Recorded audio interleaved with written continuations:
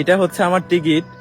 ঈদের একদিন আগে আমার দেশে যাওয়ার কথা ছিল, আর এই টিকিটটা কাটছি আমি আমার পরিবারের মানুষকে না জানায়া তাদেরকে সারপ্রাইজ দেওয়ার জন্য এই টিকিটটা কাটছিলাম।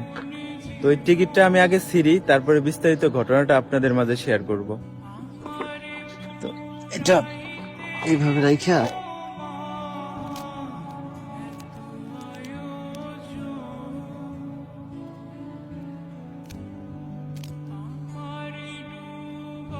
এই টিকিটটা ছিলাম কিসের জন্য জানেন? 55 ডিগ্রি তাপমাত্রা সহ্য না করতে পারিয়া আমার মা রে বলছিলাম, মা আমার তো এখানে অনেক কষ্ট হয়, তো আমি এইখানে থাকবো না, দেশে চলে যাব। তো এই কথাটা যখন আমার মাকে আমি বলছি, তখন উনি আমারে বুঝাইলো যে অল্প কয়েকদিন হয়েছে গেছোস, এখনো তো দেনা মেনা শোধ হয় নাই, তো দেনা মেনা শোধ দে, তারপরে দেশে চলে আসি, সমস্যা নেই। তো এরকম প্রায় অনেক দিন বলছি যে আমার এখানে অনেক রোদ, রোদের জন্য নাক দিয়ে রক্ত বাড়ায়, অনেক কষ্ট হয়।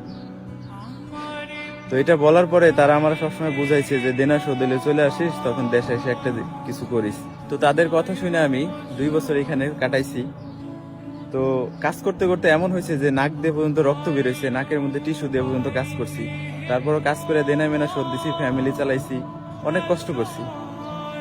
তো আজকে যখন পরিবারের মানুষকে জানাইলাম যে আমি তো ঈদের একদিন আগে বাড়িতে আসতেছি, তো আমি টিকিট কেটে ফেলাইছি, আপনাদেরকে জানাইনি। তো এটা শোনার পরে আমার আম্মু একটু ক্ষিপ্ত হয়ে আমার সাথে কথা বলতেছিল।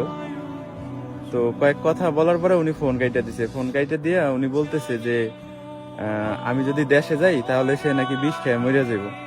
এই কথাটা আমার কানে শুনি নাই আমি, এটা আমারে বলছে হচ্ছে আমার পাশের বাড়ির এক ভাই, যে তুই বাড়িতে আসতেছস, তুই বাড়িতে আসলে তোর আম্মু নাকি বিষ খেয়ে মরে যাবো।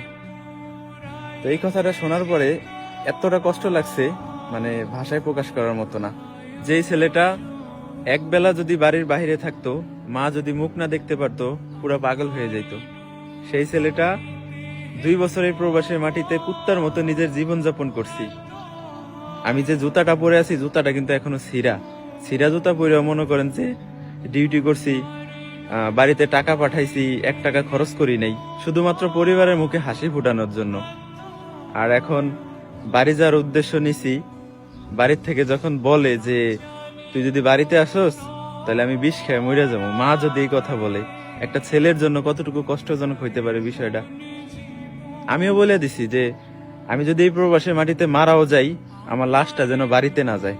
তো ভাবতেছি যে রাস্তার পাশে যেহেতু দাঁড়াই আছি, তো এখান দিয়ে গাড়ি যায়, এই যে দেখেন এটা হচ্ছে রাস্তা, তো এখান দিয়ে অনেক স্পিডে গাড়ি যায়, এখানে যে দাঁড়াবো, গাড়ি একটা আইসা মনে করেন রাস্তার